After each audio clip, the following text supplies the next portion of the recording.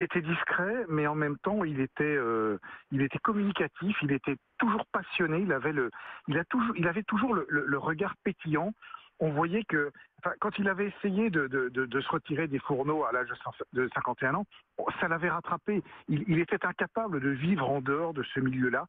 Ce milieu le passionnait, les voyages le passionnaient, la culture de ce qu'il pouvait rencontrer le passionnait, et puis surtout, il avait un sens de l'exigence qui était unique. Et c'est sans doute ça la grande signature de Robuchon, c'est l'exigence absolue qu'il pouvait avoir quand un plat sortait de ses cuisines, il voulait que ce soit parfait systématiquement. Pour les autres et pour lui-même, bien sûr. C'est ça, Ah Olivier oui, Pouls. oui, il était évidemment très exigeant avec les autres. J'ai rencontré un certain nombre de chefs qui ont travaillé avec lui.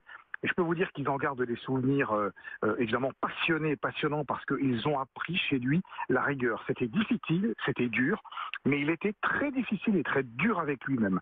Et donc c'est vraiment quelque chose qu'il a inculqué, qu'il a amené dans la cuisine. Si vraiment on doit garder quelque chose de Robuchon, c'est l'exigence qu'il y a dans chacune des assiettes.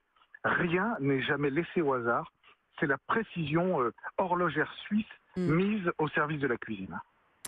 Merci beaucoup, Olivier Pouls.